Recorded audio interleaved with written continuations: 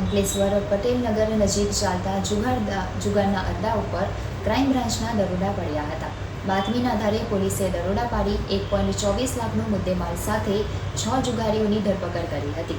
B division police મથકમાં ફરિયાદ નોંધાવી કાયદેસરની કાર્યવાહી હાથ ધરી. ભરૂચ ક્રાઇમ બ્રાન્ચની ટીમ અંકલેશ્વર વિસ્તારમાં પેટ્રોલિંગમાં હતી. તે દરમિયાન પટેલનગર નજીક ઝુંપડપટ્ટી પાસે જુગાર રમાઈ રહ્યો હોવાની માહિતી મળી હતી.